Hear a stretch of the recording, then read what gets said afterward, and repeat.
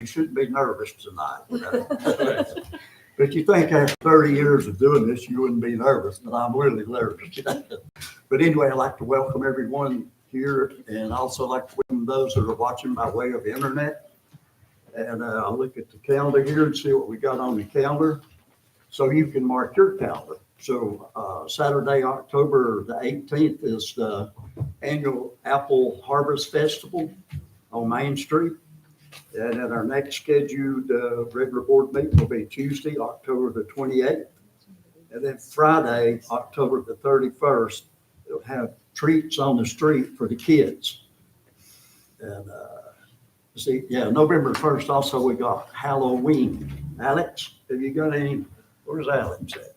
Have you got a time that starts Hazelwood Halloween? 5 o'clock, 5 to 7. 5 o'clock? Yep. Okay. Hazelwood Avenue. And Alex is in charge of Hazelwood. He's the mayor of Hazelwood. Yeah. Sounds good. All right, then announcements. Luke Kinsland. Luke, you got an announcement here for us tonight? Thank you, Mr. Mayor and Council. Yes, real quick tonight, I would like to present to you Dick's Sporting, Emmer Lead with Dick's Sporting Goods at the Dick's Sports Matter program from the Dick's Foundation. A few months ago, we applied for a grant to help out with the rebuild of Dutch Fisher Field, specifically to the Sports Matter program, and how it will contribute to rebuilding the field. So I would at this time like to bring Emmer up and like to say that we have received a grant for $50,000 for the rebuilding of Dutch Fisher Field.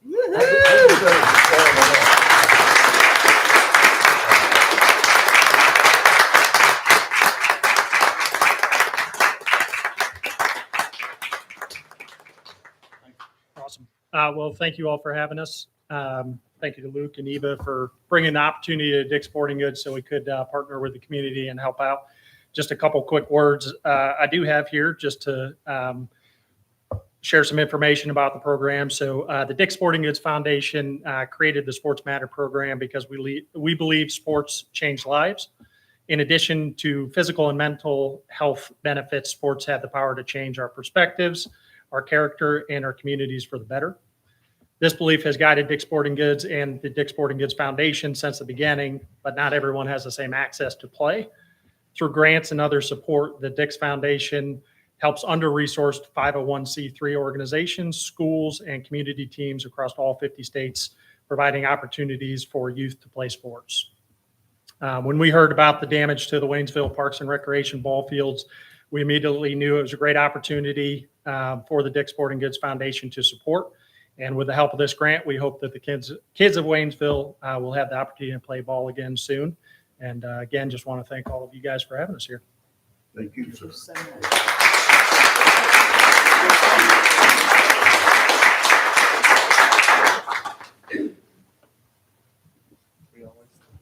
Go down there. You want to just, Oh, yeah. you want to go down there? Yeah.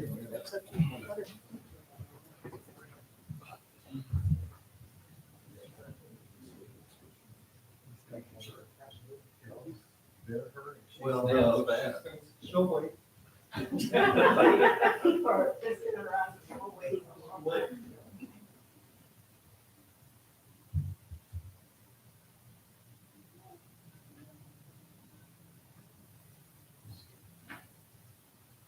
Are you through? All right, thank you,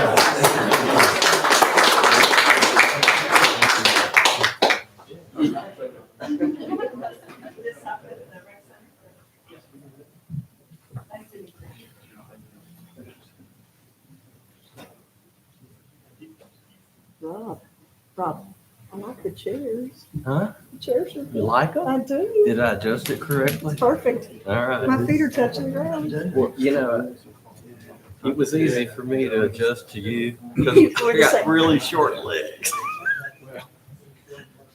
Anthony was the hard one. Yeah. Look, I like it. Is that it? I'm sure it's tall. It'll help you through those long public hearings. Do you need more adjustments? I'm good. All right, we'll move on. We've got quite a step to cover here tonight. We'll move on to public comment. Town clerk, do we have any public comment? Yes, we have three, I believe. Okay, Yes. I will, the rules are is a 3-minute time limit, and the town attorney will be keeping that time. So she'll thank you on the hand if you get out of hand. So if you would. I won't be committing. But the buzzer is quite annoying. Yeah. No, go ahead, my dear. Okay, Ashley Nesbitt. Thank you guys for this opportunity to speak to you again. Can you hear me? I think last time I wasn't close enough to the mic. Okay, so I was hoping my daughter was going to make it. She's stuck in traffic, but I just wanted to show you her picture. This is my Piper, Okay. and she is 10, and she plays for Mountaineer Little League. And she started her career at Dutch Fisher Field when she was 5. And so in the 5 years that she's been able to play down there, she's experienced a global pandemic, 2 historic floods, the shutting down of a paper mill. And so she's been through a lot in her short time on earth. It wasn't until August that I realized how much the closure of Dutch Fisher has impacted her. My son, sorry, I'm going to cry because it's my baby girl. Okay. My son plays sports also, and he plays at the Elks Field. So we drove by the Elks Field one afternoon for him to be able to see all the updates. He and I got out of my car and we looked around and we were oohing and ahhing at the great black and gold and the pride that Mountaineer Little League has down at Elks Field. She didn't get out of the car. She stayed in the car. When I got back into the car, she was so emotional, crying because her home field is still not being taken care of. And she wanted to know when she was going to get to come home. And as a parent, I didn't know what to tell her because her heart was breaking and my heart was breaking, and it still is. So my urge to you as a board is that you approve Mackey's proposition tonight and that you allow Dutch Fisher to begin work immediately so that way these girls can have a field to play on by the spring season. Thank you. Thank you, Ashley.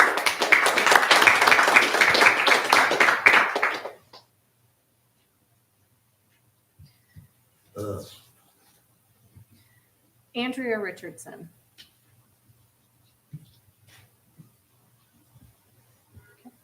Hey, good evening. My name is Andrea Richardson, and I was born and raised here in Haywood County. And for the past 12 years, I've had the privilege of calling Waynesville my home. I'm a teacher at Junaluska Elementary School, where my children also attend.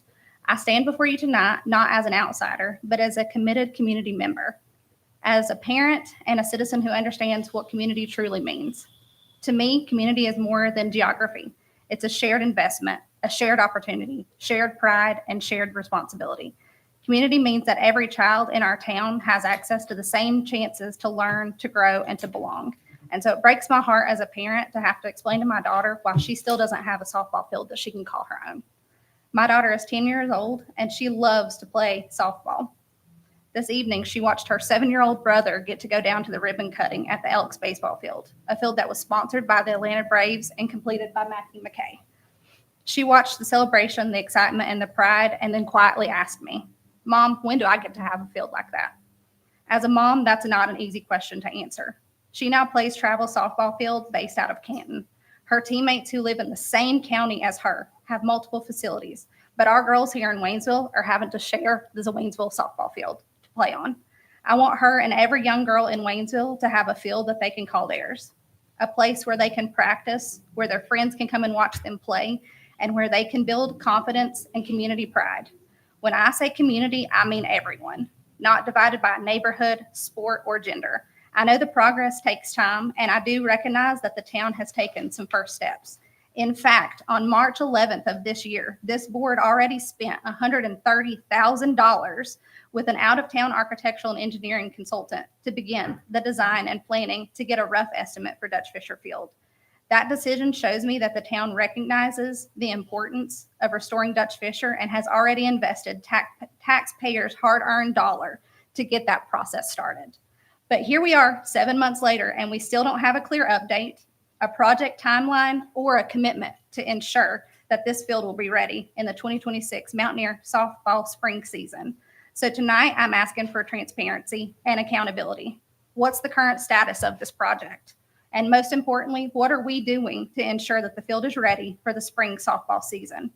Our children deserve the same opportunities as every other community around us. They deserve fields, facilities with restrooms, and spaces that make them proud to represent Waynesville.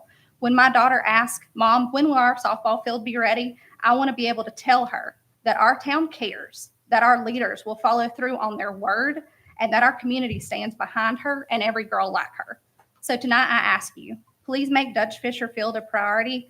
Let's make sure it's ready for the spring season, and let's show these girls that our town believes in them.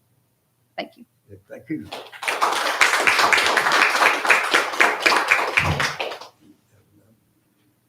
Matt Allen.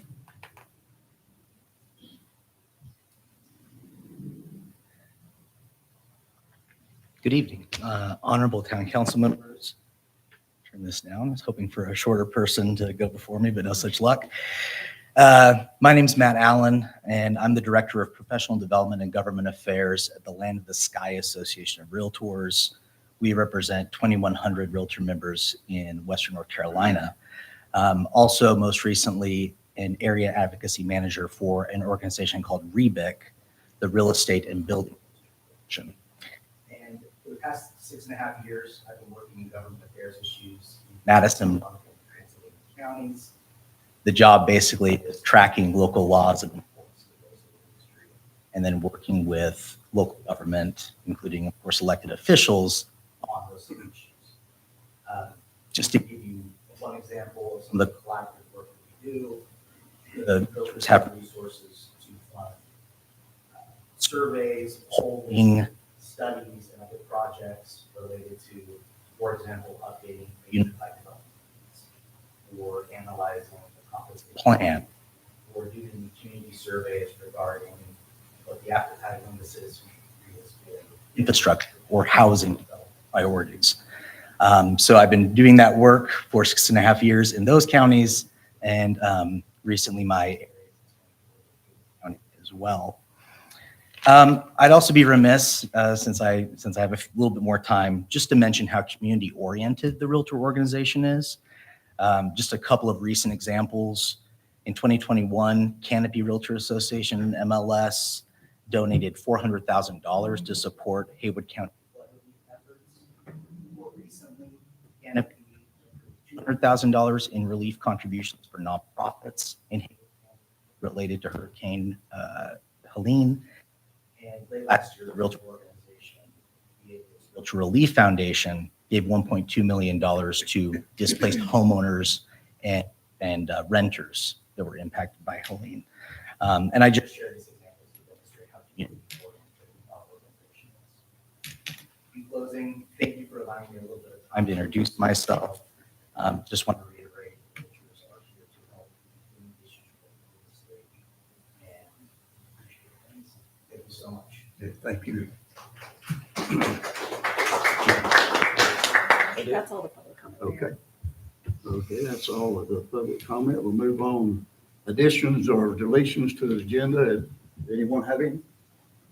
If not, I'll ask for a motion to be approved. So moved, Mayor. Second. Second. All in favor, say aye. Aye. Opposed, your like sign. Okay, the consent agenda. I'll ask for a motion for the consent agenda to be approved as written. Mayor, I move that we approve the consent agenda. Second. Got a second by Julie. All in favor, say aye. Aye. Opposed, your like sign. Okay.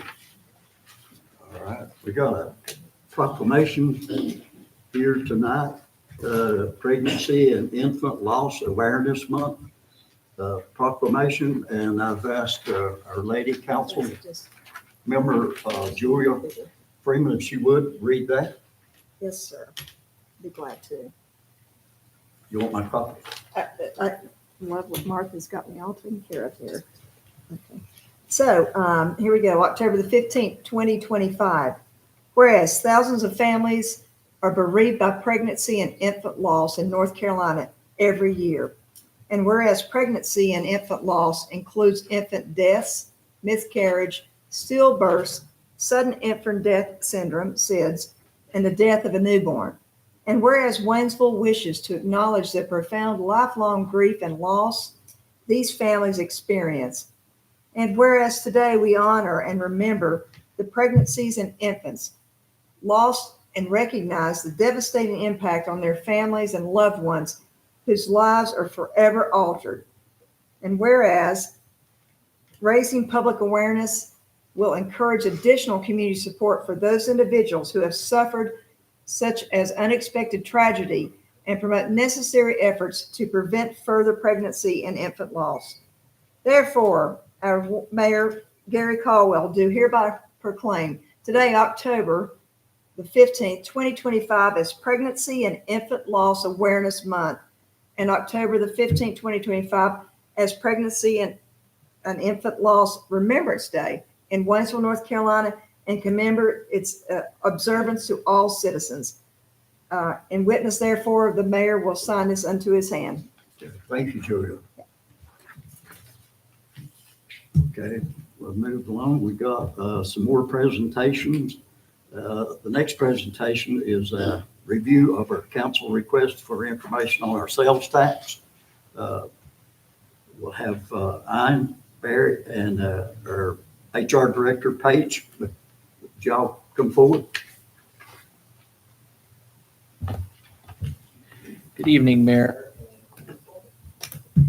So Paige and Brittany and I have been working on pulling together some data during the budget cycle. There was requests once we receive, the final fiscal year 25 sales tax numbers to present that information to council. So that's what we are doing here tonight. So in terms of actual sales tax distributions, we budgeted $4,680,000. And what we ended up receiving across this year after our last disbursement was, sorry, I've got a lot of spreadsheets going on up here. What we ended up receiving was $4,775,537.26. So that's about $95,537 collected over what was budgeted. And then that also, so our sales tax distribution go into our North Carolina Capital Management Trust account. We receive interest on that, paid out monthly. So the interest that we receive kind of plays into the amount of sales tax we receive. So for interest, the total amount of interest of investment income that was budgeted between the general fund, the water fund, sewer fund, and the electric fund was $520,000. What we ended up receiving was $628,869.29. So did really good in our trust account this year. The total amount collected over budget. Sorry, get all. There you go. So the total amount collected over budget between the investment income and the sales tax was $204,406.65. We have, Paige and I have, and Brittany have some numbers. And would you like to present this portion? Sure. So I think back in the budgeting season, we were asked if we could bring this data to you all to make an informed decision about how you might like to proceed with this information based on maybe some employee morale boosts. So we've got some information here to share with you all tonight about how you may want to spend this money, which is totally up to you all. And we did some figuring for you just in the event that you want to move forward with anything this evening.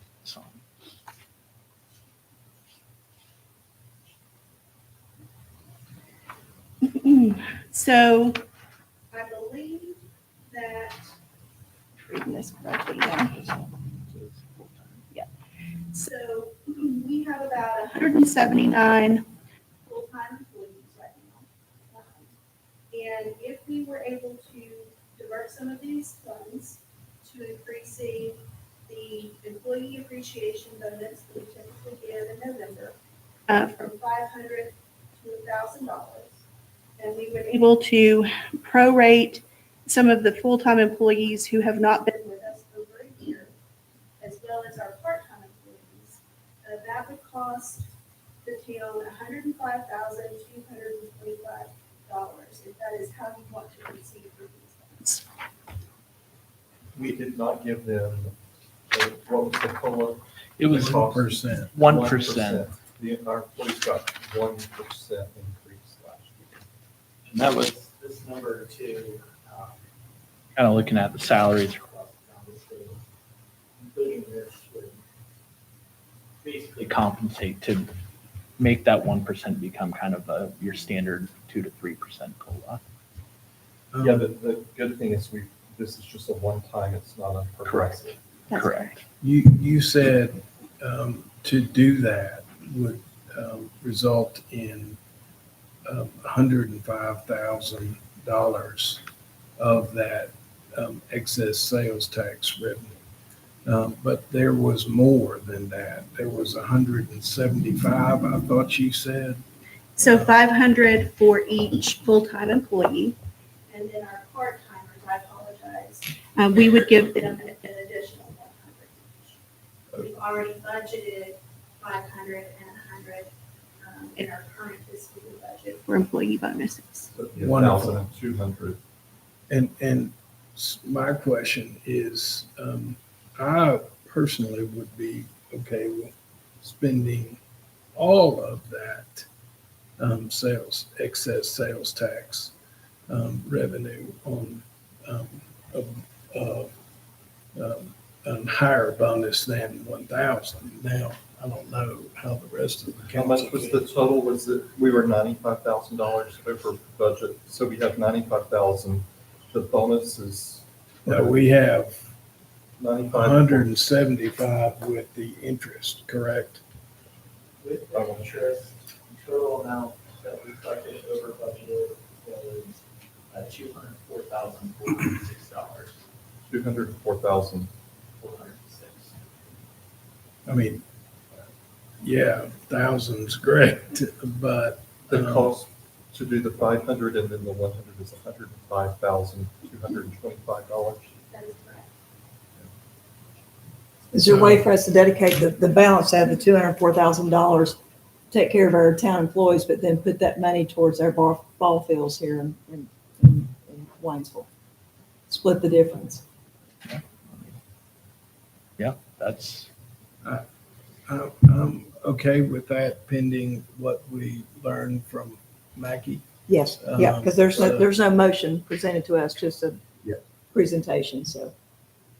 you do have, should this be the board's desire, we do have a budget amendment sheet. But I am all in favor of giving the employees the 500 and the 100, but I want to hear other presentations to see if I'm comfortable doing an additional amount or splitting the difference. Is that can we fair? stay till the whole meeting and come back at the end if that is Well, maybe what you works stay for best the for whole y'all? thing, but yes. Thank you. Okay. Thank you, guys. Thank you so much. A lot of good news. Okay, we have the next presentation is Mackie McKay is going to give us an update on the status of the Dutch Fisher Field. So Mackie, would you please give us your update? Okay, thank you very much. Before you start, do you have any handouts for us? We do not. Because we get a 183-page packet, and the only thing that I got from you was one sentence before this. We're going to give And you I'd really like to do my homework. we'll give you a very simple proposal. At the last board meeting, you asked that I develop a proposal for the Dutch Fisher reconstruction. In order to come up with that proposal, I went down, spent several hours on the site assessing the field, assessing the buildings, assessing the creeks, Then I talked to the Little League board. I talked to Little League parents. I talked to old-time Little League supporters, and we have a proposal.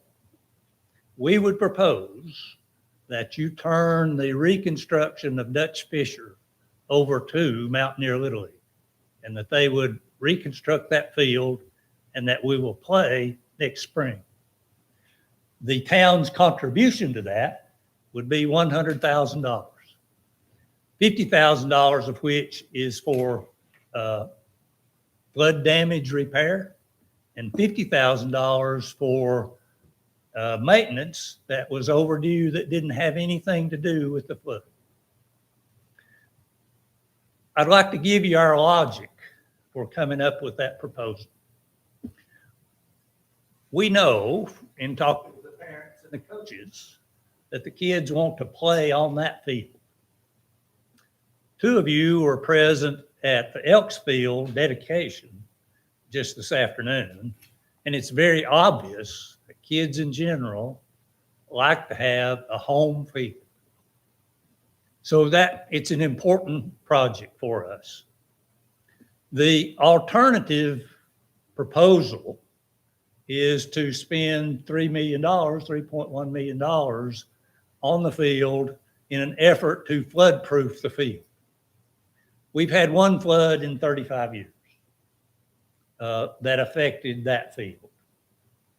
Our thinking is that with the interest on $3 million, we can rebuild the field every year. So it makes sense to us that given what the Little League has done, the team that the Little League has developed, that that's the proper way to go. I'll answer any questions. Okay, you have a question? I have a question for the attorney and for the town manager. It's completely different between Elk Ball Field, which is a private land, and public land. In order to do to public, we have to put it out, legally have to put it out to bid, correct? I So, want to, I'm all for getting the field, but we have to do it legally. so That's, the bid process would depend on exactly what the town is hoping to accomplish with FEMA. If we want to be able to get reimbursed for any of this, it has to be carried out according to the FEMA bid requirements. That's why the design professional agreement had to be entered into before we could get any bids on the construction, because the FEMA guidelines require that a design professional be engaged before any of those plans are drawn up in order for us to get any kind of reimbursement. So if the board is not interested in being reimbursed from FEMA for that expense, then we can do away with the FEMA process to a certain degree. If the town is going to bid out a project for construction, then we would have to follow the state bid guidelines. Now, whether the board can deputize a nonprofit organization to be the fiduciary for public funds is a question I've not researched. I do know that Alderman Dixon has stated his opposition publicly to giving money to nonprofit organizations as a violation of the North Carolina Constitution and Monuments Clause. So there are some legal concerns that might come into play. I would have to see exactly what kind of proposal the Mountaineer League is recommending. If they are asking for an outright gift of $50,000, they want the town to allocate $50,000 in its budget to procure construction supplies. I think the town can purchase construction of supplies according to a budget without those having to go to bid, but it would depend on whether we're doing it all at one lump sum or if these are individual purchases that can be purchased through our normal vendors. And there are a lot of potential complications depending on the precise mechanics of how y'all are thinking this will work. Okay. So what I'm hearing is we need to make it legal, because we can't do anything that's going to get us legally in trouble. We need more information, which I was alluding to at the beginning. We need There does need to be more formalized- detail a in how we formalized want this. proposal before we can make a motion legally.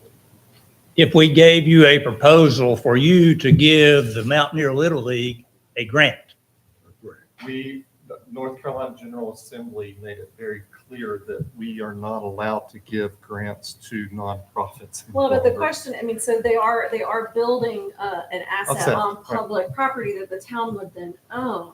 Right. So, I mean, I, It would, it is an interesting proposal. I'm not saying it's outright illegal. I'm just saying there are potential problems and pitfalls, and exactly whether we can avoid them would depend on how the Little League, the working arrangement, right? So Right. if supplies and delivering supplies and also lending or using departments that we already have, that's a different ball of wax than us writing a check to the Mountaineer Little League for $50,000.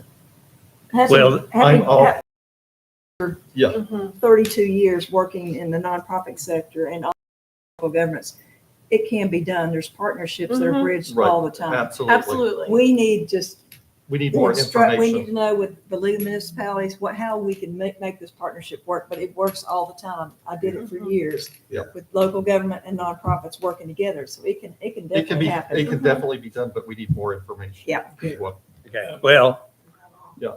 the That's, Little League,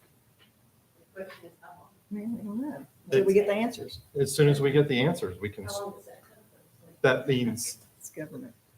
they would have to give us a proposal so that we can review it through the attorney, and then we can vote on it. As quick as we can get the proposal, get it vetted, And Let's pull up just a minute. yeah.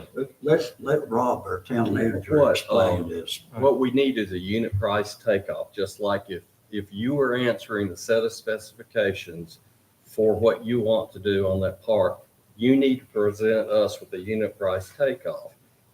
You can't use a nonprofit as a subterfuge for a private company to come in and build something. That is illegal. However, if it's a nonprofit that's going to purchase supplies and use volunteers and possibly hire a low-cost subcontractor, that would be more close to legal. But you can't use a nonprofit for subterfuge for a private company to come in and do the work. That's the the, difference between public land and private. land, right? well, I'll give you the Little League's, I definitely want to make this happen, just so everybody knows, but we have to do it legally. You know what a unit price takeoff is. You're a contractor. That's what we're looking for. I'll give you the Little League's business model. What a unit price contract. Can I ask a kind of a big picture Yeah. question? Aside from the logistics of us being able to move forward with this reconstruction, what does the reconstruction look like? And what I'm driving at in my mind, what I wasn't able to be there this afternoon, but I've driven by there many times and seen the work at the Elksville, and it's beautiful. And so my question is, what would it take to do at Dutch Fisher the same thing that you did at the Elksville? Is the $100,000 proposal, does it duplicate what happened at the Elksville? Because that's my goal, is to be able to provide a ball field for the girls at Dutch Fisher that is very similar, if not identical, to the one that's the Elksville. What it takes to make Dutch Fisher like the Elksville is $100,000 from the town and the input for 30 people, 30 entities. We had money input into Elks by the plant breaks. But there was 30 other people. There wasn't a contractor, there was 30 contractors. If you want a unit cost breakdown, it's $3.1 million. We know it. We're not gonna do it. We can't do it. Our business model is to take this money and to get the community involved to make this look just exactly like it. Can we do this? What if the town took on that project to do the work with Mountaineer Little League. Mountaineers' support? I mean, we did it before when we constructed the playground down at the Kiwanis playground, right? Could we do something in terms of the effort and the labor? We're paying for it, and whoever, Mountaineer, Little League, whatever, folks that just want to volunteer. I still have a scar from when I helped build the Kiwanis playground, but and so I'm willing to try again. But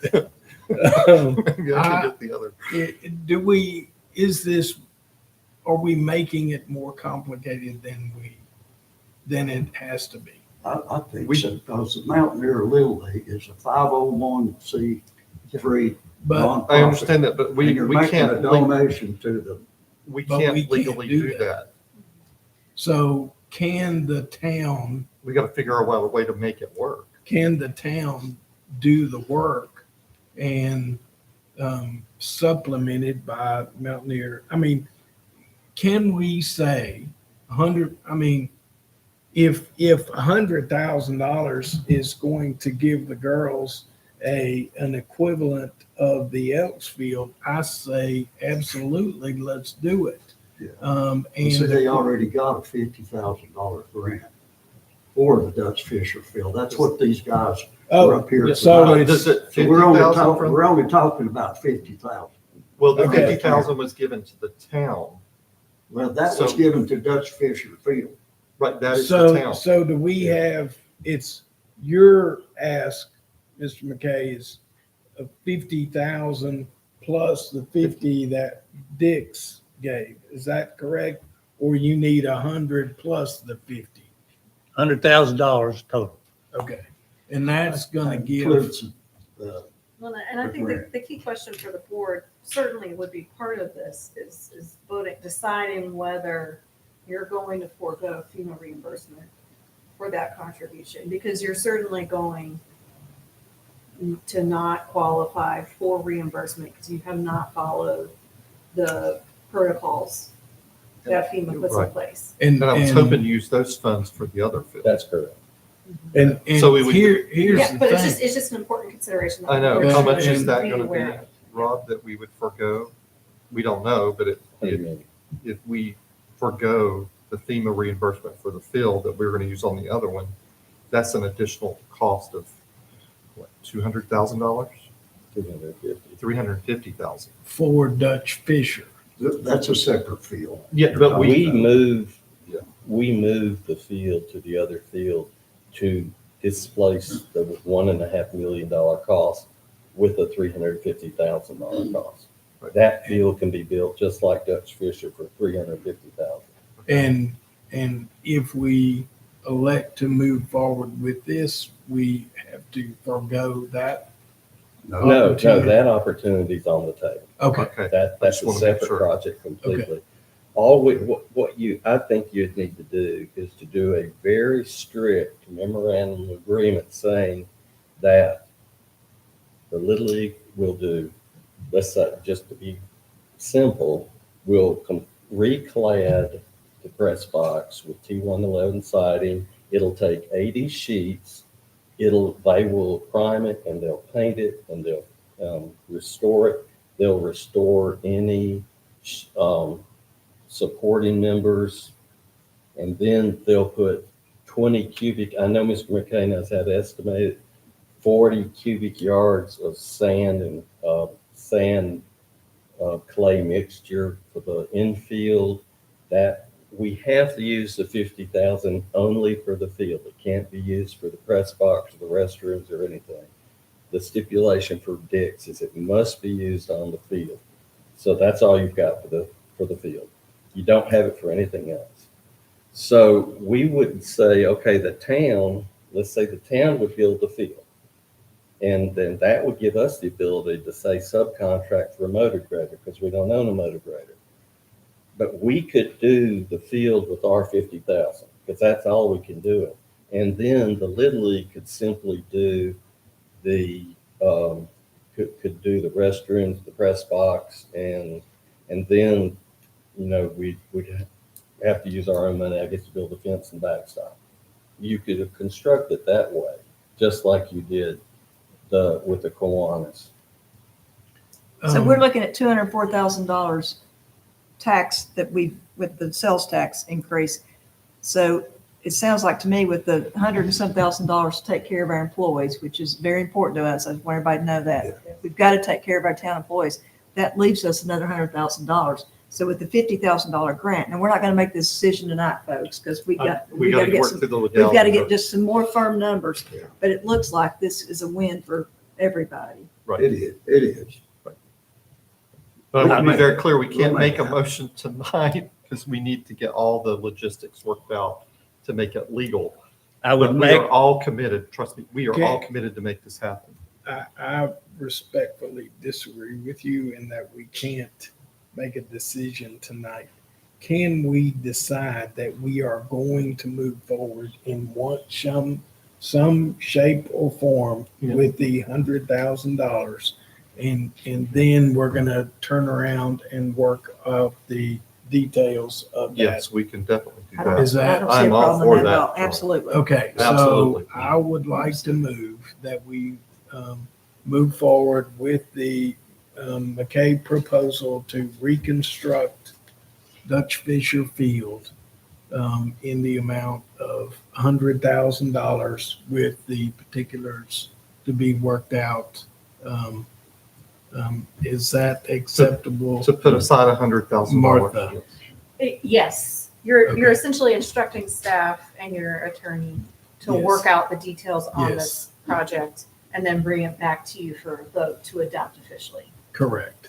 I will Yes. second that. Yes. And, oh, sorry, Julia. Would you- Julie and would you I like to both amend your said that at motion the to same include time. The additional language I just provided. Yes, I would. Now, remember, Mr. McKay's proposal is that they do all of the work. Yes. If it's the council's idea that we split the work with the town workforces, that would not be an appropriate motion. Okay. Do you understand what I'm saying? Okay, if you want the Tell me. town, if you want the town to build a field for 50,000 and everything else be done by the Little League, that is not Mr. McKay's proposal. Your motion said to accept Mr. McKay's proposal. There is which no proposal. But his In proposal reality. is to give 100,000 to the Mountaineer Little League. Okay, okay. And So- that is not what your discussion was directing you. What do we need to do to My fix? fix was, or my motion was not necessarily the giving 100,000 to Mountaineer Little League, rather accepting the $100,000 cost to reconstruct. Okay, That's that- what I understood. yeah. That's the Okay, way I understand it. okay. Did you All get that, Candace? All right, we got a motion and a second. could I make a point, 2 points? We've got a motion on the table, so Sure. as soon as we do that, then we can Sure. hear you. Okay, we got a motion and a second. All in favor, say aye. Aye. Opposed, shall I sign? Now, Okay, continue. Okay, 2 points. One is that the Little League doesn't have an attorney. And when you say we have to come up with something that is legal, that's you, that's not us. That is Okay. correct. Yeah. That is We- correct. So we'd be happy to work with that. The other thing is that time is of the essence. If the paperwork takes until January, we won't play ball there in March. I can promise you, Mr. McKay, that this board is gonna make sure that I get it done before then. Okay, well, I'll come to the meetings, but you will be talking to the Little League board, not me. Hopefully If we'll you have could- something again in Who 2 would be weeks. your contact for Yeah, the Little League board? In the interest of efficiency, if the Ashley, board could nominate here. a single representative to communicate with me, There so we go. I'm not hearing multiple voices, because Mhm. sometimes those. Ashley will be the Yeah. one that you All right. will be in contact, so. Yeah. If you will give her your contact information We'll before get you this leave, worked out. Thank you, John. Yeah. You can give it to or give it Candace, to the town clerk. unless you want to stay for the whole meeting, because I'm stuck up here. Yeah, we are gonna make this work out. We just gotta make sure we don't We get gotta- in trouble. We have to cross our T's and dot our I's. Well, there just goes $150,000 towards the cost. So Yeah. well done, Yeah, everyone. the North Carolina League of Government watches everything we do, but we will make it work. There's a lot of people involved with the Little League. Yeah. That's And good. I've been the face, I've been the leader of the projects. Tuscola softball, Tuscola baseball, Elksville, but there's a lot of people that you've got to get on board. But if we wait until January, Oh, it Not can't gonna wait happen. until January. It's impossible. When is the first game? we'll practice in March. Okay. I would think by our next meeting, what is it, October 24th, we'll have everything we need, correct? I hope so. Well, it's actually, because Candace needs it the Thursday before the next meeting, so 10 days is ambitious, but we'll do our best, Mayor. Okay, by our next meeting. The enrollment of Haywood County schools is down drastically. They are trying everything under the sun to hold two high schools, two ends of this stuff. The feeder programs are important to every ounce of education. And the longer you prolong, and Chuck Francis was at the Elks Club this afternoon, but he said 3 to 5 years was going to kill Haywood County schools. Your feeder programs is what's important to Waynesville Middle, to Tuscola. And if you don't take it seriously, then you're hurting these kids. Man, we're taking it very, very And- seriously. and We just instructed our attorney I know. to get something done in 10 Sir, days. I would like to speak just a second because, you know, education's important. Let's put the politics to the side. I know 4 of you graduated from Tuscola High School. Your parents would have done anything when you were that age for your behalf. That's all we're asking, is get these kids back on the field. John Spicer's mother was an educator. You were taught by my own husband. Education's important. It's important to us, believe And me. that's all we're asking for, is to try and help these kids back on the field. We And the will, longer you wait, we will make you're it the happen. holdup. It's You- not you- anybody else in his community. You guys have our word. We will make it happen one way or the other. Thank you very much. You got it. You got our word. Thank you.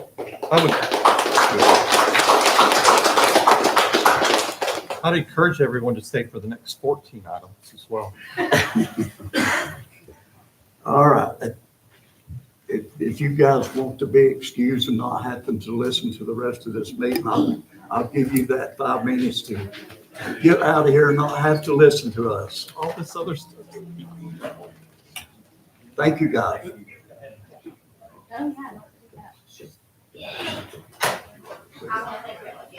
Absolutely. Thank you. Make that happen. Appreciate it. I don't do well with public speaking. You're a good public You did speaker. fantastic. You're a good public speaker. There you You go. did well.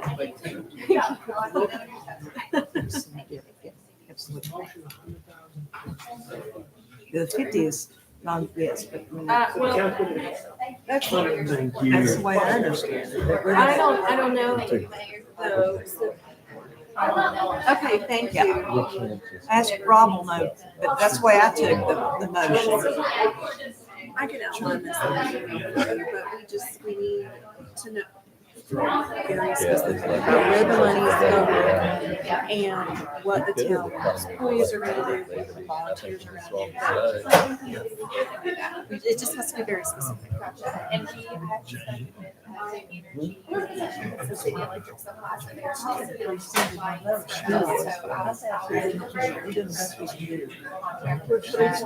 Okay, that'd be good. Yes, so some estimates to go along with the proposal.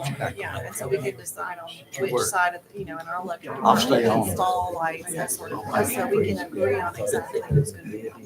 Well, Thank you. I see it, yeah. Appreciate you. We're gonna make it happen. We will make it happen.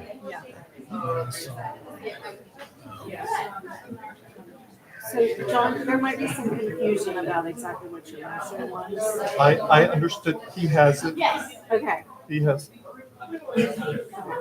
Just wanted to make sure we clarify how much money you're talking about. okay. So, Part of that was the grant. I know, but whether The grant John's. is irrelevant to the motion. And that should be. Yes. Well, and I didn't understand it that way. So That's the way I took it. That's why I said it's $150. So that's what. Oh, no, I was just thinking that. Some people are thinking it's 100,000 plus the grant. That's why I look at it. Sorry, I did not. No, it's fine, yeah. Give me just. $10,000 on top of it. That's the way I took it. Now, that's what Paul was asking. Well, and So, That's that's the way I took it. Sure. That's what Paul just said. well, I think that's the way, that's what I took it. literally 2 sentences, like, we did 2 days, included town staff, public. And we didn't get any interviews? That's the one. Pretty good. The best top 17 on Wednesday. There you go. Yeah, yeah, Yeah. you got it. Yes. And it'll be Things are good. Things are good over here. And wear sunscreen. This is my third one. I have one here too. Wear sunscreen on our hikes. I'm gonna have a big hat. There you Oh, I go. do now, but this is all Yeah. from when I was in Florida. 29 years, 11 months. Surprised you don't have the days of this. It was, I got it in March because I turned, Public-private partnership. I had my birthday. So it must have been March. I just hope we don't lose our volunteers. I had to get 2 degrees with that. I don't know. Can we just give our?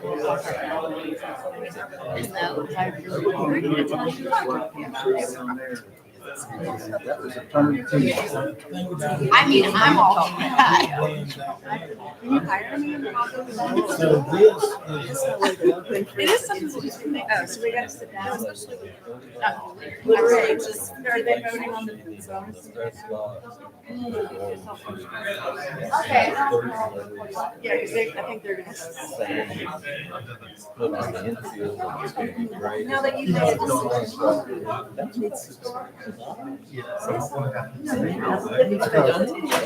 I was at the bed again today. They might have. There were 8 days a week. I did that. I think it was just take turns bringing. It's Massachusetts. I was there yesterday. I was there today. I was there Wednesday, Thursday, Friday. We were there all the time. And Eli, he was just there. Okay, I'm gonna ask that, is Paige still here? No, she had to leave. She had the Ian. class. Okay. Ian's Bring here. Ian back. Ian's here. Ian, I call him, It's Ian. no, it's No, Ian, will you please come back up? that's a good Irish name. It means You never know by my ginger thing, but I'm Irish. Or your plaid shirt. Or my plaid shirt, that's very right. That's the Barrett plaid. There is a Barrett Castle in Ireland. There is. It's ruins now, but all right. So I took a little 5-minute breather to go toy around on it after my last presentation. So I got numbers for you guys, what it would look like if 1,000 was the max and it was prorated, similar to how the holiday bonus is prorated. So it basically goes by quarters. So what that number would look like, grand total, following the same methodology as the holiday bonus, is $203,350. And then out of that, there's $15,556 that would be needed to cover the FICA portion of that. So the grand total for that would be $218,906.28. We did really good on our revenues, and our staff's been doing a great job at keeping things under budget within their department. So I have those. I have that new number I ran along with the previous number that I discussed. So whatever the council wishes, I have amendment sheets for both, and if it's something the council to wish, that's I think we called you back up here because, we got the And what do information. we already have budgeted for bonuses? Because that was written, the original bonus was written into our budget that we passed. So this is on top of what, because that's what we held off, like, Correct. John, we Yes. really want to do something for our employees. So there's already an amount in there. And now you're saying with the FICA, we're at 218. So with the FICA, if we wanted to do 1,000 as the max, right. and then rate it based on how long a full-time employee has been here, our total is at 218,906.28. And that's on top of what we've already put into the budget for what we'd already planned on the bonus being. This would be a separate one-time bonus apart from the 500 holiday bonus. So that then was you're built looking in. at 1,500. Correct. That's what you're saying. Okay, thank you. So we had the option of either giving them an extra 500 or giving them an extra 1,000. The extra 500 is what, $105,220? The extra 5,000, gosh, I need to do a better job at consolidating my spreadsheet. I don't have it right. Yeah, 105,225, and that is, yes, that. And we had taken them an additional, so if we go with the We take- extra 1,000, it's going to be, we're going to exceed what we collected in sales tax. Yep, you would need to allocate another 15,000 basically to cover that FICA. So it's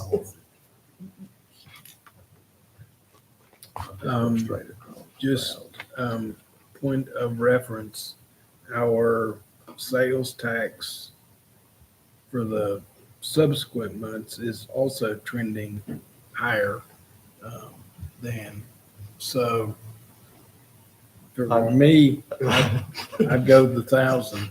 And, I would also Go like the to present additional. this as an option, just in terms of reporting to you all. I know I send the expenditure report to you all. If you guys would like a quarterly sales tax distribution, just to kind of keep y'all in the loop on that, I'd be more than happy to provide that to you guys as well.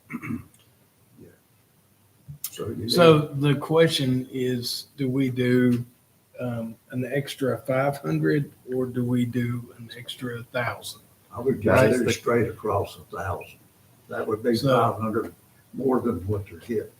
I'm okay with doing an extra 1,000 Yes. for a total of 1,500. And then Yes. for part-time, is it 100 or is it 200? For Or 150. part-time, I believe it's 200 for part-time. Do you have the budget amendment with you? I do. Can I see it? No.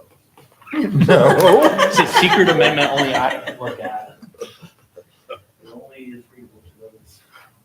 I would like to make a budget amendment of $218,906.28 to provide an additional $1,000 bonus to full-time for a total of $1,500 bonus and $200 for part-time.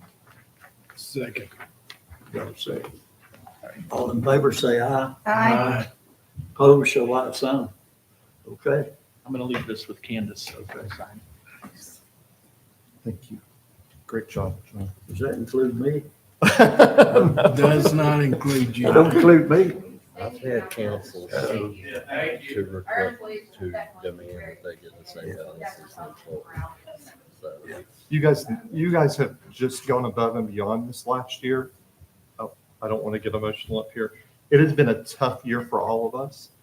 And I felt sick at my stomach when I had to give a 1% raise. That's almost like a slap in the face. So thank you all. And thank you so much, John, for having the foresight of that. I appreciate it. All right. It's good. Love it.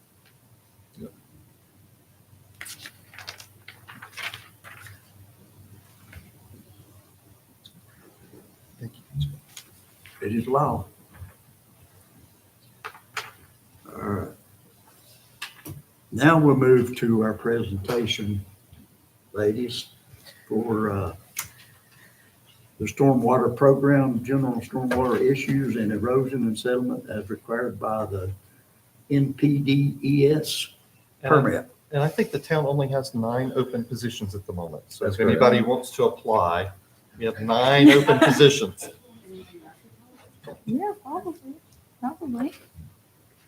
All right, hello, council. I'm Tyler Anderson with Developmental Services as the Stormwater Coordinator, and I'm here with Christine with Haywood Waterways, and we're here to give you a presentation about general stormwater issues and an update on our stormwater program. Thank you. Oh, sorry. There we go. Okay. Like I had said earlier in one of my talks, probably last year, the number one pollutant in Haywood County or the western counties is sediment, but nationwide it's actually stormwater. Stormwater is formed when we get rain washing over hard surfaces and washing these pollutants down our storm drains. Okay, so we have some nasty stuff in the stormwater, but actually stormwater itself can impact areas, especially urban areas. As we increase our impervious surfaces, we put more and more volume of water into our creeks that don't have enough capacity to hold them.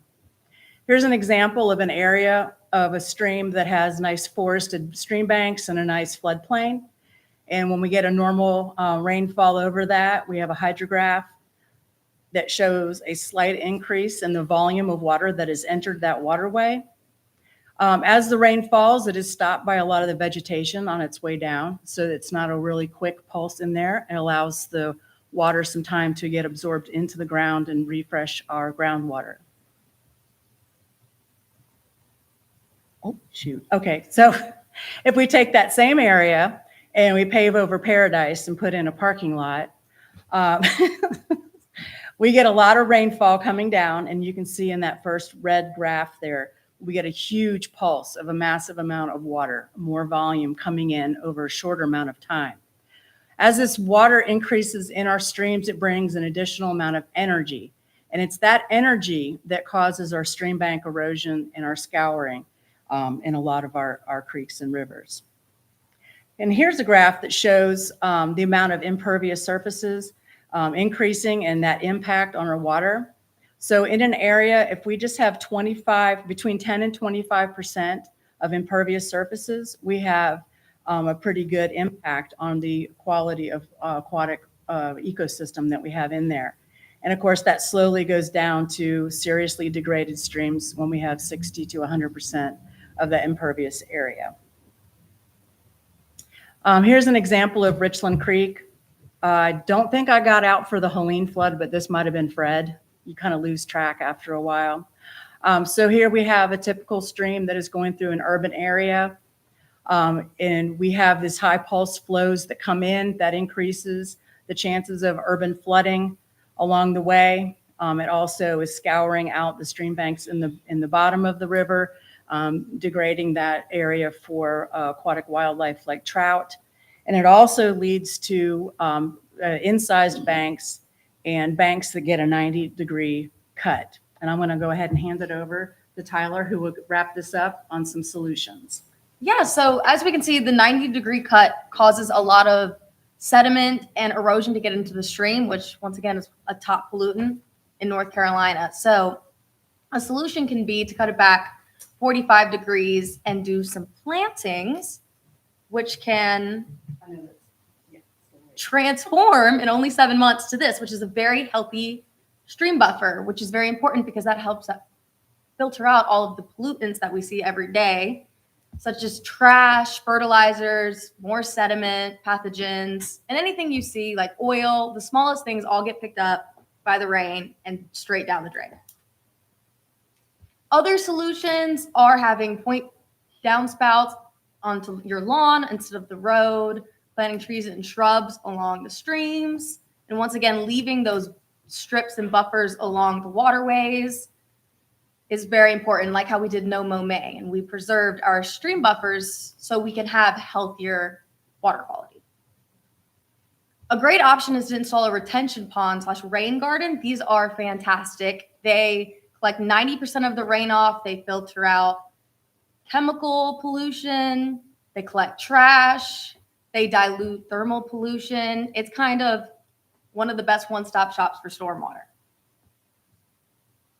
And with that, you get good water quality. And with good water quality, it supports your local economy, especially here where trout fishing is so popular, kayaking, water activities are very important here for our tourists. So the better, especially after Helene, the more efforts we do to keep our water quality good, will then come back and support our local economy.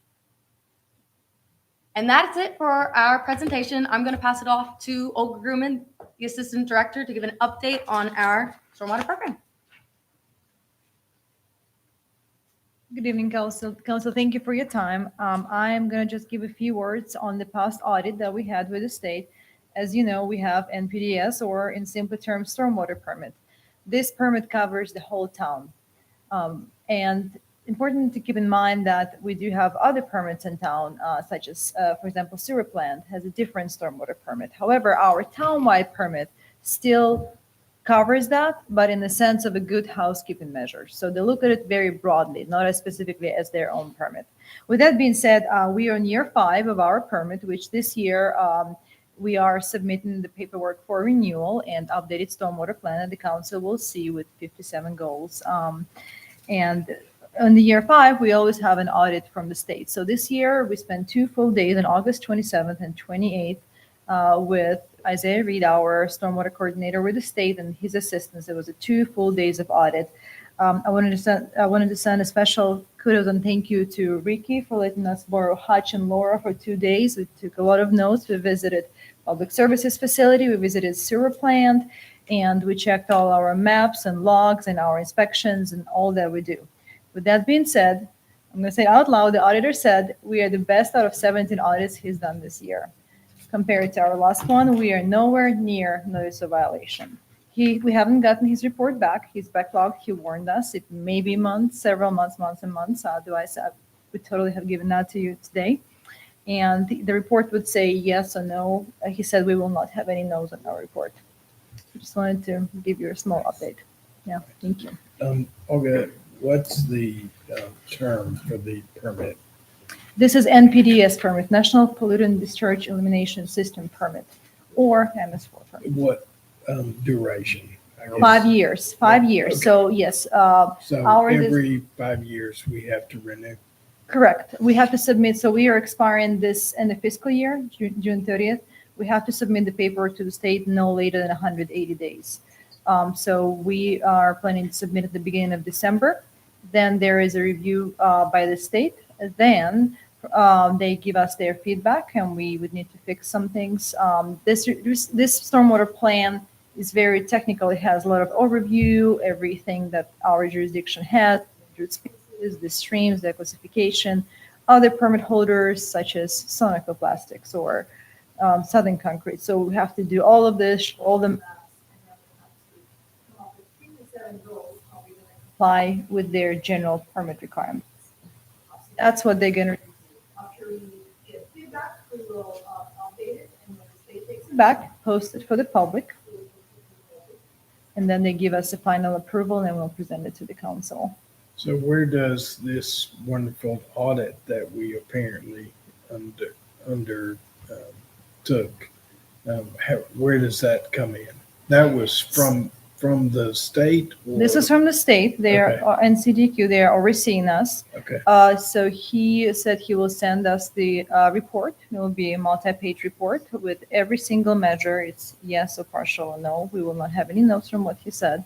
And that's built into this renewal process, correct? It is accountability for this past current permit. Gotcha. Yes, Okay. so the goals will be very similar, the new I gotcha. goals, yes. Okay. So that's our accountability every year. 5, do we comply with what we said we're gonna do? Gotcha. Yeah. Okay, wonderful. Julie, you have a Yep, question? I'm all good. Great presentation. Okay, thank you.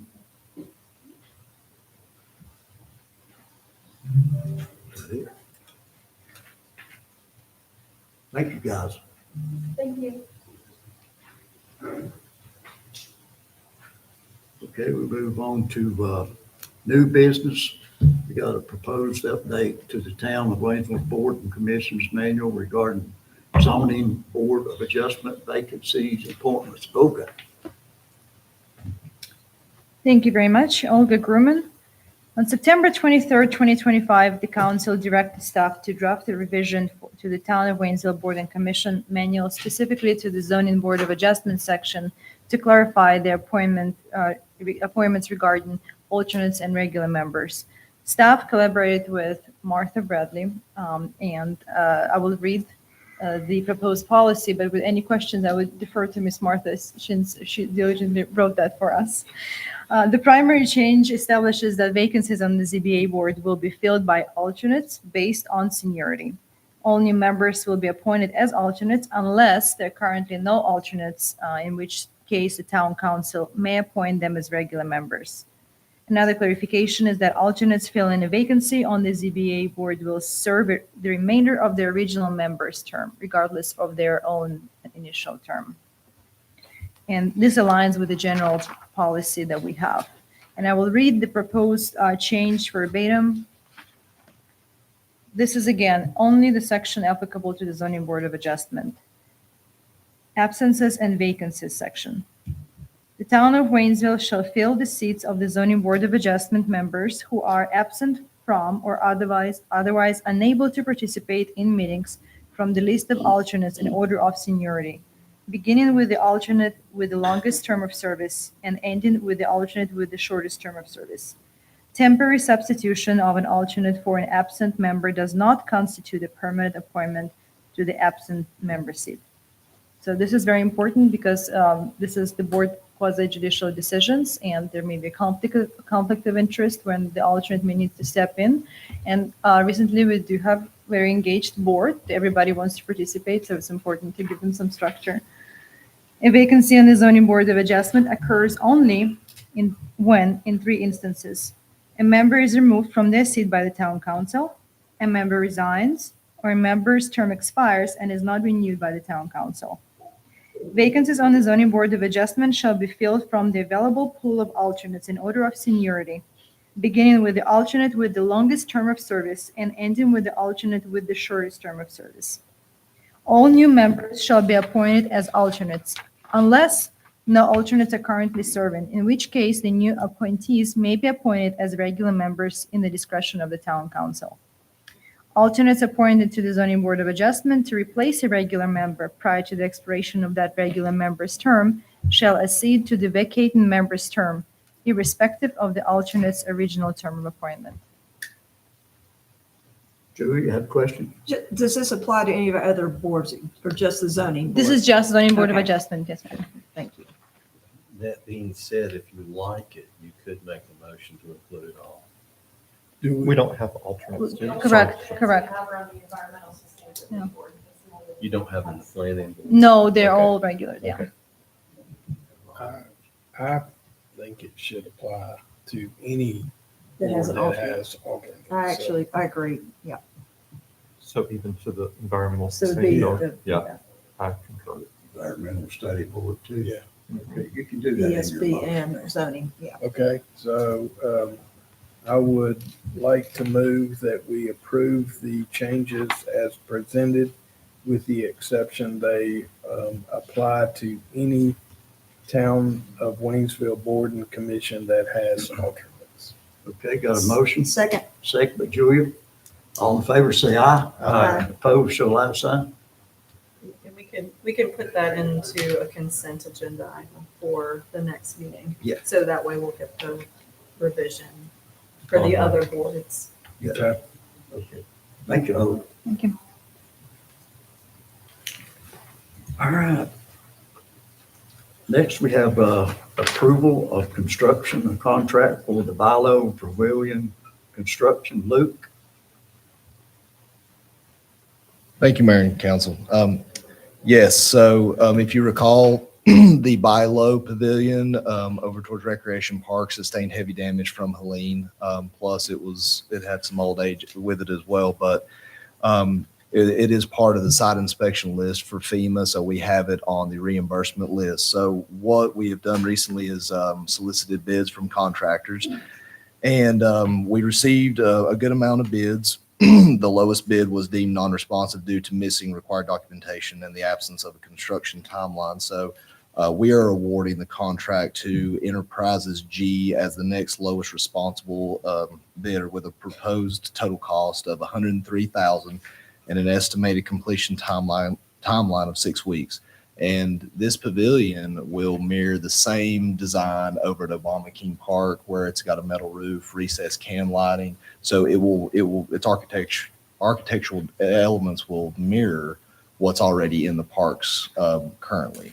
So, and again, it is qualified for FEMA reimbursement as we have it on the DI list.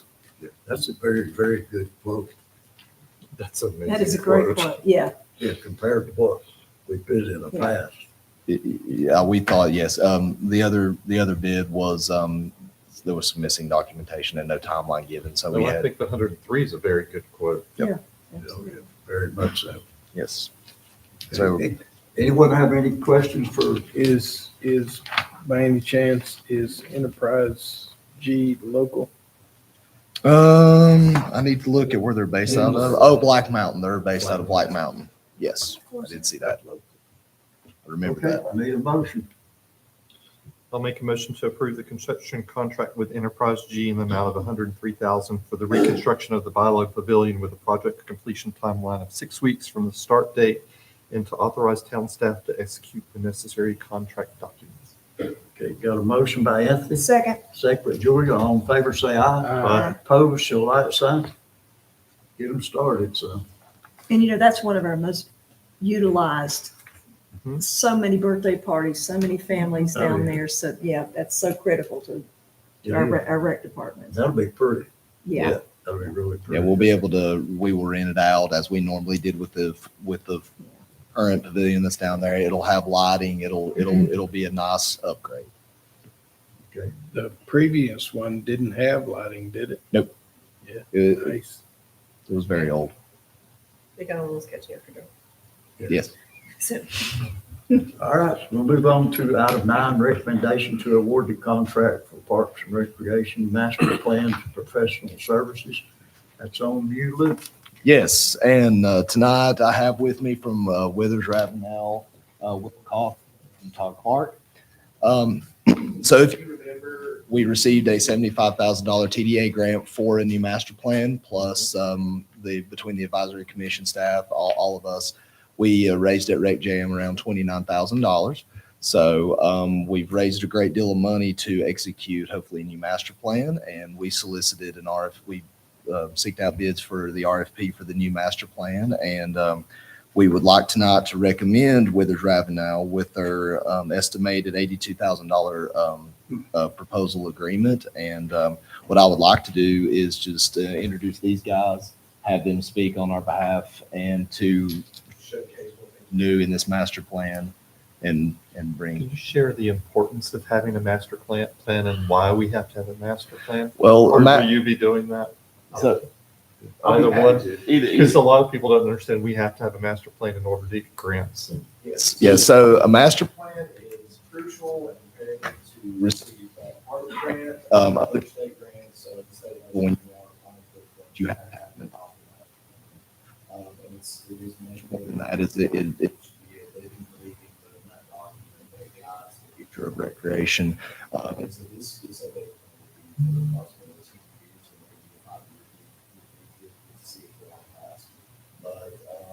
we wanted to add this contract proposal two community workshops and open houses from individual building houses work sessions to the so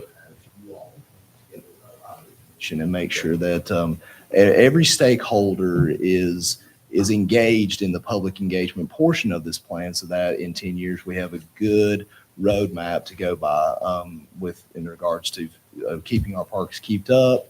What are the trends? What is the community wanting? So that's why this plan is so important. Yeah. It's a great timeline. I appreciate that. Any of you guys would like to speak? Yes. Yes, absolutely.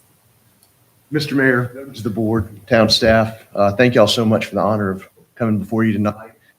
Luke did such a good job. I think my presentation should be a little bit shorter because he explained it so well, a lot of the importance of having a master plan. We do have a quick presentation, and because of the depth and complexity of your board agenda tonight, I'll work through this as quickly as possible. I'll be happy to answer any questions that y'all may have. Thank you. So our team that'll be working on this, Greg Feldman is going to be our project manager. Daniel Rao is the senior parks designer. John Blasco has many years. He'll be serving as our QA QC manager, doing a lot of quality control on this project. Alice Briggs is a mastermind when it comes to funding. She works for our FAM group, which has 15 employees that are only looking at funding opportunities. And I'll serve as client officer. Luke already mentioned Todd Clark joins me tonight. Todd Clark just recently came on Team WR after 25 years as being a city manager in various municipalities across the state. And I myself served on the elected board in my hometown of Cranston for 12 years as mayor and commissioner. So I appreciate everything y'all do and the service that you have here.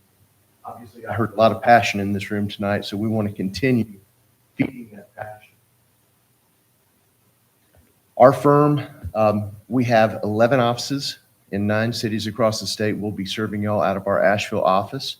And we recently relocated that office down to Broadway in the old Moog. If you're a music fan and you know Moog synthesizers, we're actually in the old building there. We've been doing this for about 42 years now. We are an ESOP, which means we are employee owned. We have 450, probably closer to 475 now. We're always celebrating new milestones with our firm. And those bulletized little points here that are hard to read, those are all our practice areas. So we have a very wide, diverse set of skills within our practice. And the purpose of the plan, again, Luke stole my thunder here, but he did a great job.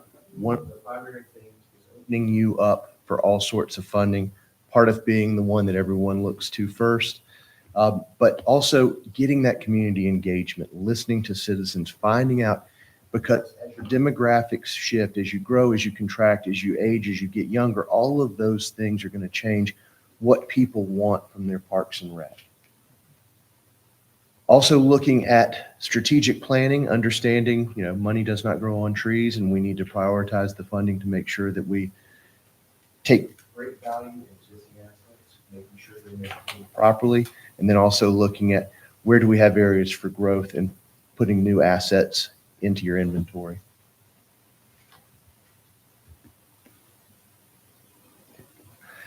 One of the tools we use is something that we built in-house. Is the proprietary tool that we call Parks Collector.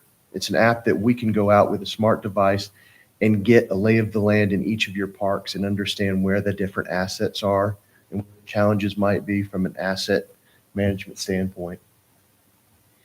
And anything that we collect on your behalf is town data from then on. We do not try to corral data and keep it for ourselves. We want to make sure that y'all have all the power of your data. Here's some examples of playground access, park access. This is really boots on the ground type information about if you live in a certain neighborhood, if you live on a certain cul-de-sac, how long does it take you to walk to a park? Can you do it safely? How quickly can you get to a greenway? And what does that access look like? These are examples, I believe, Siler City on the left and Thomasville's on the right with those two Parks and Rec master plans. A case study, I did bring some hard copies. This is a very recent one that we did for Surf City. Shares a little bit with y'all just as far as, a tourism largely based town where you have huge fluctuations in population that might be demanding use of those parks and rec facilities. So I did bring some copies of that, as well as a couple copies of our general services guidebook if you want to learn more about us. As I mentioned, public engagement is on the very forefront of this project. It's something that's really critical and something that we were pleased when staff came back to us and requested additional public engagement. So that shows that y'all are very dedicated to gathering that information as well. And I mentioned our funding team, our FAM team, as we call them. This past year, we celebrated a huge milestone of over $1 billion in funding that we've secured for our clients over the many years. And of course, these are a lot of different funding sources. We mentioned some of the state funds specific to parks, but also because as we are still recovering from Helene, we're doing a great deal of work right now with Helene, HMGP money, SRF Helene, and other things that we might be able to secure funding for on your behalf. And the schedule, you may have already seen the schedule previously as it was in your agenda package. What you'll see in here is a lot of the parts of the project run concurrently, and many of them are running over many months. And then we have some fixed dates. You'll notice some of the smaller green blocks in there that say M/D. That's just indicating those will be a fixed single date where we're either on site, we're hosting a meeting, doing public engagement, something like that. That's a fixed date. With that, I will open it up to any questions that y'all may have. Julia, yeah, I mean, I do not. Although Ravenel is a South Carolina name, is that the basis of the? So one of our founders, Sam Ravenel, is part of the Ravenel family, but Okay. he will tell you quickly that he got himself to Raleigh and stayed there as quickly as he Got could. out of South Carolina. There you go. John? No, sir. I have one question. It's mostly for probably Luke, is the steering committee. Have we identified anybody for the steering committees? We were getting ready to do that shortly after, send invitations out for the steering committee. That will be a very important. That is the biggest component of Yes. making this successful, is having a good steering committee. Engagement. So yeah, we will make sure all stakeholders are. Okay, guys, we need a motion to recommend to award this contract. Who wants to read that one? I make a motion to recommend award of contract to Withers Ravenel in the amount of $82,000 to conduct professional services for the development of the town of Waynesville's Park and Recs master plan, and to authorize staff to proceed with the execution of the agreement and related documents per North Carolina general statutes. Okay, I need a second. I'll second that. Second by John. All in favor, say aye. Aye. Opposed, show like sign. Thank you so much, sir. Thank you very much. Move right along, got an amendment to the solid waste fee schedule, additional of cart replacement and purchase fees. Hutch. I finally get to meet Hutch. I don't think I've met our new guy here. Mayor and council, I appreciate the time. I'm Hutch Reese, newly this week, actually be 4 months with Public Works, Deputy Director of Public Works on the operations side, so solid waste falls under that umbrella. This really just boils down to doing what we say, the ordinance we should be doing. The citizens get a trash can, receptacle, and a recycle receptacle. So this really just saying, updating the fee schedule to where if it's lost, stolen, outside of normal wear and tear, or they need a replacement and it's their issue, that we're going to charge them at cost what we have to purchase it for, plus a $25 admin fee. As far as the admin fee goes, there's a lot of hands that make that happen, from Public Works all the way to finance, back to Public Works, to the actual delivery of the receptacles.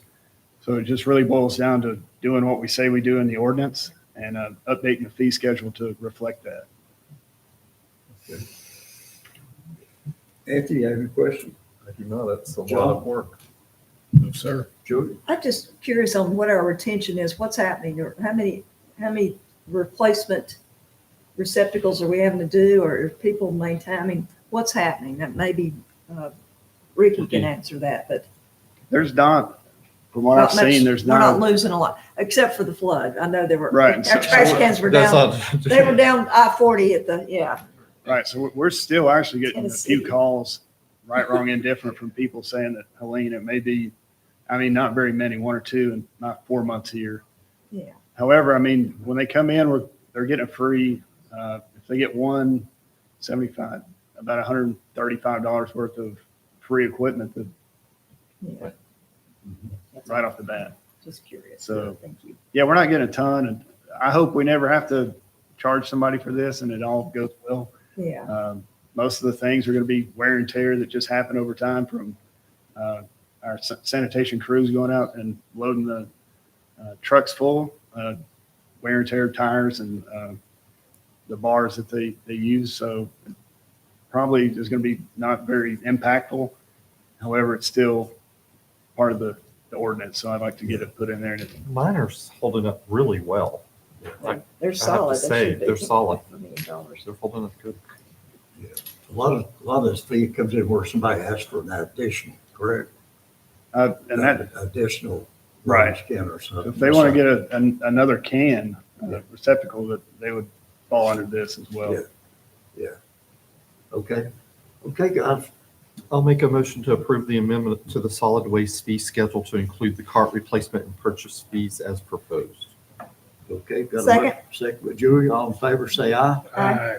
Opposed. We also, there's a second motion there, is authorize staff to update public of the solid waste fee schedule to reflect the approved changes.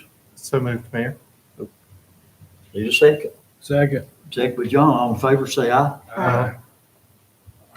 Thank you. It was easy. Huh? Nice meeting. Welcome. Welcome. Keep an eye on the puppy back there. That'll be a full-time job for you, I'll tell you. He's a good one. All right, we got a budget amendment for the fire department. Cody? Mayor, council, thank you. I've got some guests this evening too that are going to speak. We're seeking a budget amendment for $11,500 from the fund balance to ensure the mental health care services can be provided to our members. There's been some recent increase in the out-of-pocket costs due to some insurance changes and some policy changes at the state level.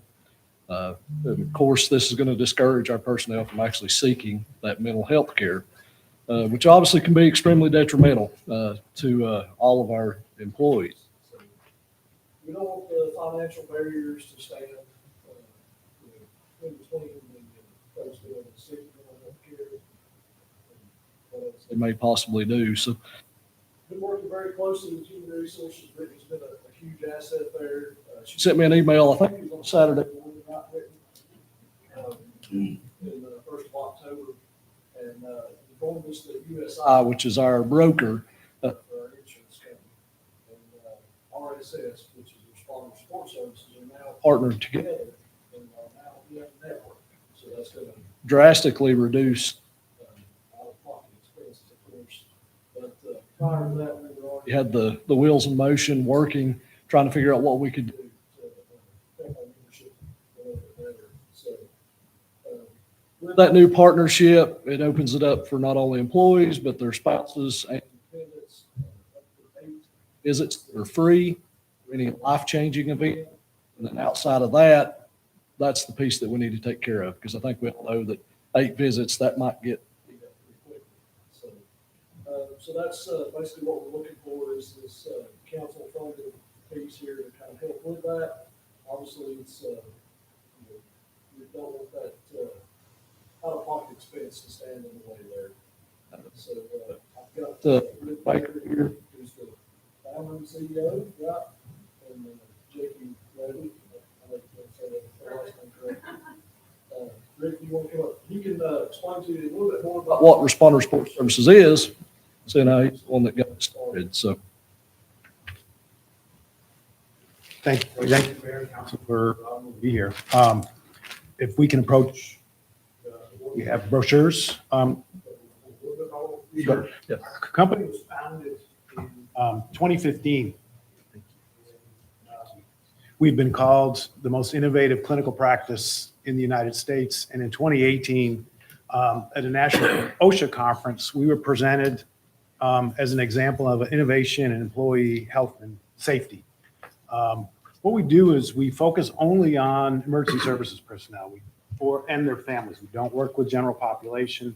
We have a very narrow niche that's, my attorney said, it's inch wide and a mile deep. And less than 1% of public safety agencies in the United States have specialized mental health services for their personnel. And what we've done is we've been able to breach the culture of emergency services by embedding inside those agencies, creating relationships and building trust. And when a firefighter or a law enforcement officer feels like something impactful happens to them in their job, in my view, they have somebody they trust that they already know they can go and request for clinical services from. So that's kind of what we specialize in. And currently in Western North Carolina, we're serving about 40 agencies with those clinical services. And we have this year we opened an outpatient clinic here in Waynesville. So we've got, a brick and mortar location here in Waynesville, a couple in Asheville, out at the Tribe, take care of public safety there. So we're expanding our footprint as the culture of emergency services becomes more and more receptive to what we do. Historically, emergency services has rejected participating in counseling because of the stigma from past generations that considered it a sign of weakness if a cop or a firefighter requested counseling. And that culture is shifting to where now it's accepted and it's a sign of good maintenance when a responder comes and seeks help for the impact of the job. The job of emergency services is not getting easier year over year. It's getting harder and harder. Are you doing any medical stuff? We do telemedicine, we do telehealth. Because I know the stigma is there because that's what they don't want to show up. Yeah. Individual counseling face to face. I think one of the good signs for the impact we're having is that first responders prefer face to face. If there's a sick kid at home or during COVID, we did a lot of telehealth, but in general, they want to be face to face with us in the office. John, you have a question? Not one. I personally witnessed what our responders deal with face to face, and it's imperative that they take care of themselves by that. And I appreciate what you do, and it's very important.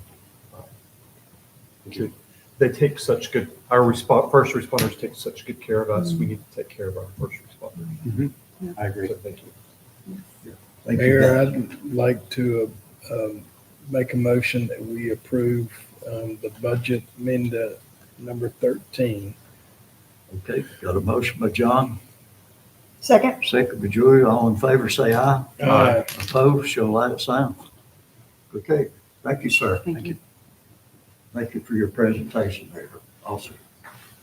Thank you, council. I just want to say that, with y'all's support and of course with human resources as well, backing this, it's going to be obviously a significant morale booster. That's going to help with the retention, right? So we're not able to pluck people off the streets. So I appreciate it very much. Thank you. Thank you. Thanks, Cody. All right. Moving right along to communication. Rob, you have anything for us tonight? No, sir. That's a first. Yeah. Yeah. Wow. That's a first. We'll talk in a minute. Okay. All right, Martha, you have anything for us tonight? Not in open session. Okay. Communication from the mayor and staff. I'd just like to thank our town staff, and that probably comes from your group, Puppy, the street crew, for what they did for the Church Street Festival. I was there Saturday and I noticed our trucks were everywhere, that we were involved with that festival to make it happen. So you go back, you tell your guys how much this board appreciates what they did, to make that festival a success.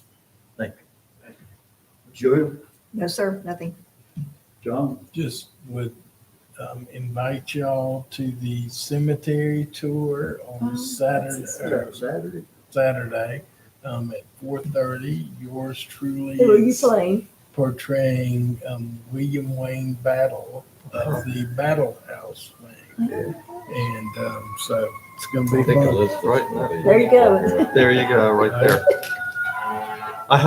I say a little prayer for you guys every time I hear that. Nancy, you have anything before? I have, very briefly, I would like to thank my fellow council member, Julia Boyd Freeman. We had the honor of meeting Secretary of State Elaine Marshall on Saturday, and I had the honor of having dinner with her. She was coming through the area, and it was very nice to get to sit and talk with her. I spent about 2.5 hours with her. And as you know, she sits on the board for the local government commission. Yeah. So, and she's done a fantastic job over the last 30 years. And You've been there for years. she's been there for a long time, and she is the very first woman elected in North Carolina to a statewide position.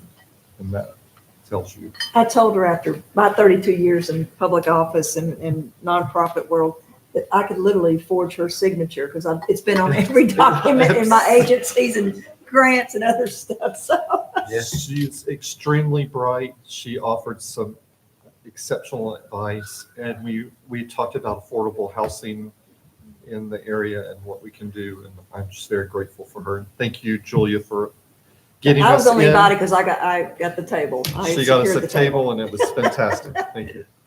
So that's it. Thank you guys for your participation in that.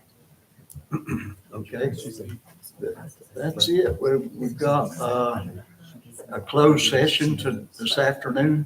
So I'll need a motion to enter closed session.